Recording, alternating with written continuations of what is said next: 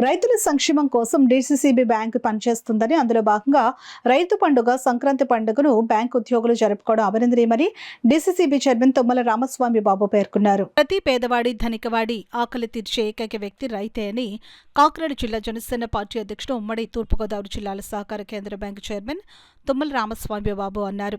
Kakinada DCC bank వద్ద DCCP ఉద్యోగులు ఆధ్వర్యంలో సంక్రాంతి సంబరాలు అట్టహాసంగా నిర్వహించారు. ఈ సంక్రాంతి సంబరాల్లో ముఖ్య అతిథిగా డీసీసీబీ చైర్మన్ తుమ్మల రామస్వామి బాబు పాల్గొని భోగి మంటలు, చిన్నారులకు భోగి పళ్లు, గంగిరెడ్ల వేషాలు, జానపద గీతాలు, ముగ్గుల పోటీలు, బొమ్మల కొలువులను స్వయంగా తిలకించారు. అదేవిధంగా మంగళ వాయిద్యాలు నడుమ మేళతాళాలతో సంక్రాంతి పాటలకు నృత్యాలు చేశారు. ఈ ముగ్గుల పోటీలు గెలుపొందిన వారికి చైర్మన్ తుమ్మల రామస్వామి బాబు చేతుల మీదుగా బహుమతులు అందజేశారు. ఈ సందర్భంగా తుమ్మల రామస్వామి బాబు మాట్లాడుతూ, మన సహకార కేంద్ర బ్యాంకుకు రైతు వెన్నెముకగా నిలబడడం గర్వకారణమని, ఈ దేశానికి రైతే రారాజు అని తెలిపారు. అదేవిధంగా మన సహకార కేంద్ర బ్యాంకు నుండి రైతులకు అన్ని విధాలుగా పంట రుణాలు ఇవ్వడం జరుగుతుందని, సకాలంలో రైతులు రుణాలు చెల్లించిన ఎడల తిరిగి కొత్త రుణాలు పొందే అవకాశం ఉంటుందని తెలిపారు. ప్రతి ఉద్యోగి తన సొంత బాధ్యతగా మీ కర్తవ్యాన్ని నిర్వర్తించాలని, అప్పుల బరిలో ఉన్న బ్యాంకును లాభాల బాటలోకి తీసుకుని వచ్చే బాధ్యత ప్రతి ఒక్కరిపై ఉందని తెలియజేశారు. ఈ కార్యక్రమంలో Kakinada bank CEO Praveen Prakash, DGM Sridhar Chowdary, DDM Bapuji, AGM Elisetti Ramesh, Yesubabu, Suribabu మరియు పలు బ్రాంచ్ల బ్యాంక్ మేనేజర్లు పాల్గొన్నారు. ఈరోజు ఇక్కడ పెద్ద ఎత్తున సంక్రాంతి సంబరాలు కూడా జరుపుకుంటా ఉన్నాం. మరియు ముఖ్యంగా ఈ సంక్రాంతికి మన ఈ జిల్లా సహకార కేంద్ర బ్యాంకుకి చాలా సంబంధం ఉన్నటువంటి పండుగ ఇది. ఈ సహకార కేంద్ర బ్యాంకు రైతుల కోసం,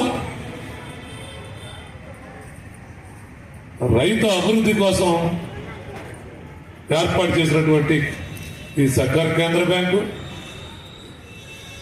రైతులకు మనం రుణాలు ఇవ్వటం, తద్వారా వారు సకాలంలో పంటలు పండించుకోవటం, పంటలు పండిన తర్వాత మళ్ళీ మనం బ్యాంకుకి తిరిగి ఆ రుణం తీర్చుకోవడం, ఇది ఇక్కడ కేంద్ర బ్యాంకు మనం చేసేటువంటి పని. 6 కాలం కష్టపడి రైతాంగం, ఒక రైతే కాకుండా తన కడుపున పుట్టినటువంటి బిడ్డలు, తనను కట్టుకున్న భార్య కష్టపడితే కానీ మనకు 5 ఏళ్ళు నోటిలోకి వెళ్ళలేటువంటి పరిస్థితి, అది ఈరోజు రైతు యొక్క పరిస్థితి. మరి అటువంటి రైతుకి సహకారం అందించాలనేటువంటి ఉద్దేశంతో పెట్టినటువంటి బ్యాంకు కాబట్టి ఈ సంక్రాంతి సమయంలోనే రైతుకి చేతికి పంట వచ్చేటువంటి సమయం. ఒక్క రైతు బతకడంతో పాటు తన కుటుంబాన్ని పెంచడంతో పాటు రైతు మీద ఆధారపడే ఈరోజు మనందరం బతకవలసినటువంటి పరిస్థితి. ఆనాటి నుండి నేటి వరకు రైతే మనందరికీ కూడా రక్షకుడు, రక్షణ. దేశానికి ఏ విధంగా జవాన్ రక్షణగా నిలబడతా ఉన్నాడు, మనందరికీ కూడా రైతు రక్షణగా నిలబడతా ఉన్నాడు. రైతు కుటుంబం మనందరికీ రక్షణగా నిలబడతా ఉన్నాడు.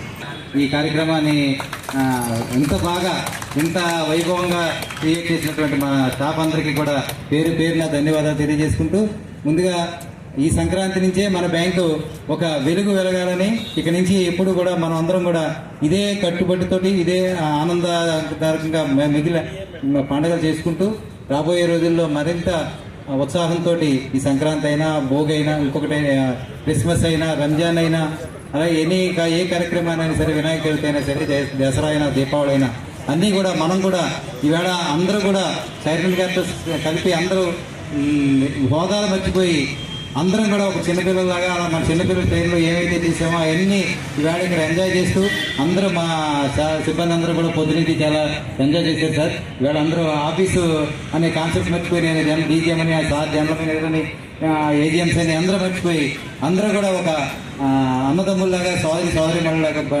పొద్దునుంచి కూడా అందరూ చాలా ఉత్సాహంగా ఈ కార్యక్రమంలో పాల్గొని ఇంత ఘనంగా సక్సెస్ చేసినందుకు మా సిబ్బంది అందరికీ కూడా మీ తరఫున, మా బ్యాంక్ సిబ్బంది అందరికీ కూడా ధన్యవాదాలు. ఈ వ్యవసాయంలో భూ కమతాల్లో పనిచేసిన రైతులు, కూలీలు ఇద్దరు ఉండేవారు. ఈ రైతు పండిన పంటని ఆనందంగా పూలు కూడా పంచిన తర్వాత అందరూ కలిసి చేసుకునేవారు. ఇటువంటి పండుగలు మరి పల్లెటూరు వాతావరణంలో ఇప్పటికీ జరుగుతుంటాయి. 3 రోజులు కొన్ని చోట్ల, కొన్ని 4 రోజులు కూడా చాలా బ్రహ్మాండంగా అండరంగా వైభవంగా జరుగుతుంటాయి. ఇటువంటి పండుగ మరి ఖచ్చితంగా కావాలి. ఎందుకంటే ఆప్యాయత, అనుబంధాన్ని పెంపొందించే సంక్రాంతి అంటే కేవలం మన ఇదే కాదు, హరిదాస్ కీర్తనలు, గోపమ్మలు, లేకపోతే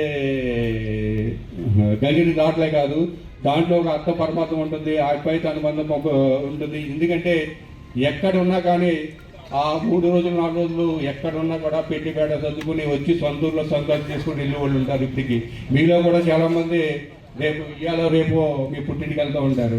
అదొక సాంప్రదాయం.